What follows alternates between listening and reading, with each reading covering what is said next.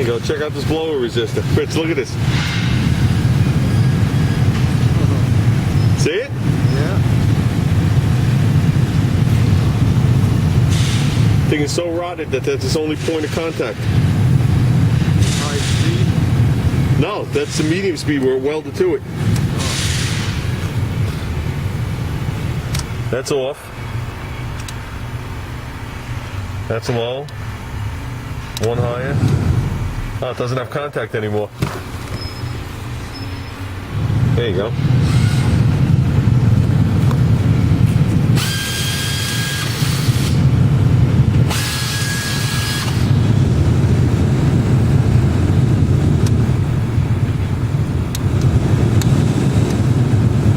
There's resistance in action.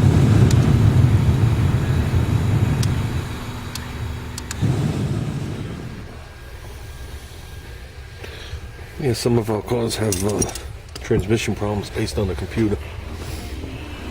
So the first thing they want you to do is replace the computer and see how far or how badly damaged the transmission is. And I can honestly tell you 95% of them need a transmission. Because people drive it a while before they realize it's an issue. Somebody ran some kind of aftermarket wiring in here. It's going to be in the way.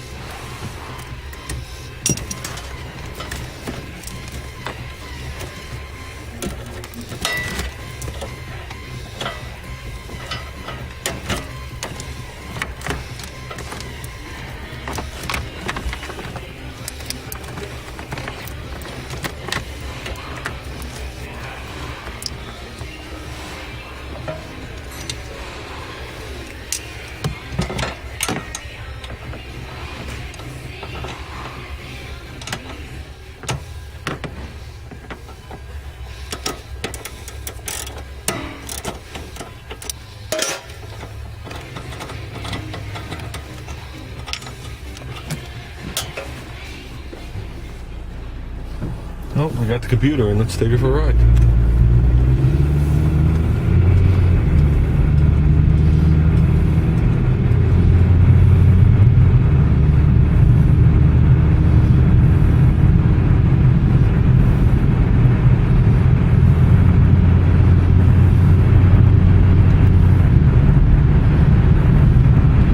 So far, so good.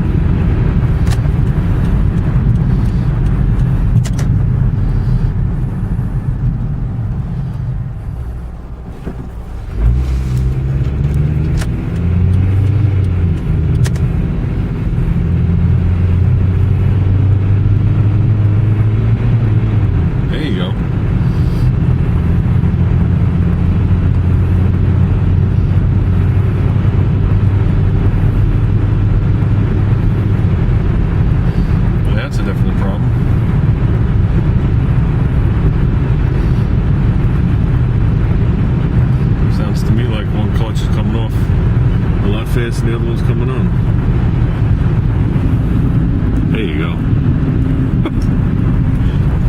That's going to the scrapyard. Let's try it again.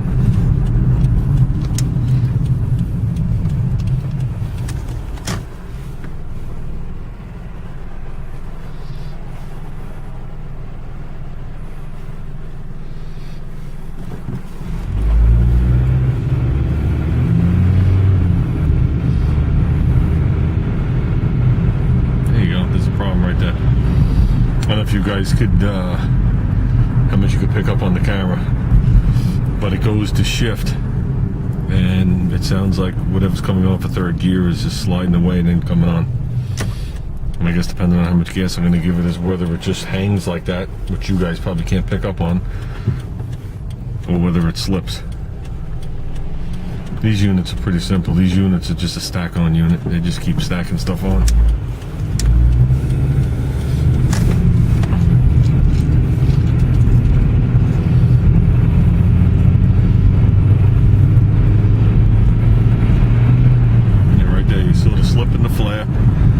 unit's done, condemned. You see, Toyota does a little different than when I was at Mitsu. Mitsu, I diagnosed and overhauled the units, and their units were more conventional, if you want to word it like that.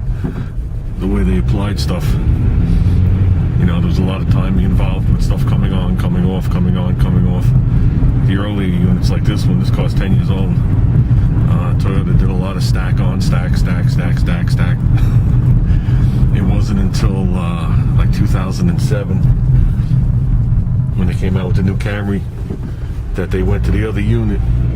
And it was funny, when I went to school for the other unit, the head of the school was originally the head of the school for Mitsubishi, so I know him, you know, almost 30 years. And was sitting in the class, and he looks at me, he goes, wait till I show you how this tranny works. You tell me if it looks familiar to you. And he started going through it, and I just looked up at him. I was like, you're kidding, right? Because it was the same unit that Mitsu put out, and let me get the year right, 1997. Okay, to show you how far behind Toyota is, and only 10 years behind. Most of the stuff they're 5 years behind, so I'll give them credit.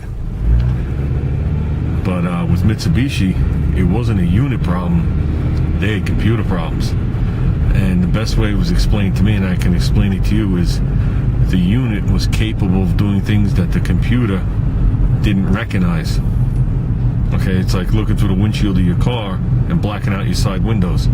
Once an object goes into that blacked out area, it loses track of it and has to find it. And that's what the unit was doing, and it caused all sorts of trouble. All sorts of trouble. And the way we were correcting it is we were actually reshimming clutch packs to try and get everything, how would you word it? Trying to get the clutch pack clearances and fill rates a little closer to keep it in that realm. Because I don't know if you guys realize that all these modern day cars learn what the transmission does, and as the transmission wears, it compensates for it until you change your battery or change your computer. Then it starts from square one again. So a lot of times the unit will slip, flare, bang, until it relearns. But the problem with the Mitsu units is it wasn't a matter of learning it. It couldn't learn it because it was too far out of its sight. It was like wearing blinders. So that was the good thing about Mitsubishi. You could work hand in hand with them. They knew who to trust in the field and who to call on. And you know, you'd call up the school and just talk to the teachers outright, or the instructors, whatever you wanted to call them. And they were the same guys there forever, and they were the same guys rewriting the service manuals for Mitsubishi. Unlike a Toyota, where they just print the stuff and they just say, okay, this is golden, take it. You know, we get TSBs and revisions, but it's not like a Mitsubishi. They were definitely at the top of their game on repairs, the way wiring schematics were, transmission overhauling, all the problems they had. They didn't just ignore it. They were at the top of their game to allow you to diagnose it. So, you know, if I would have started my career out of Toyota, my transmission diagnostic abilities wouldn't be what they are. I would still understand the principles and how they work, because I understood before I went into the field. But, you know, sometimes you got to be in the trenches to learn. So, there you go, still doing it. It's never going to learn. You can't learn. Because to correct that fill rate, it's just not in the computer to do it. There's not enough flow to compensate for the probably a blown seal, leaking seal. So that's it. This unit's condemned. It's nice on this car here. They upped the warranty to 10 years, 150,000. The guy only has 85,000 on it, but it's 9 years, 10 months old. So he gets a computer and a training. Owens.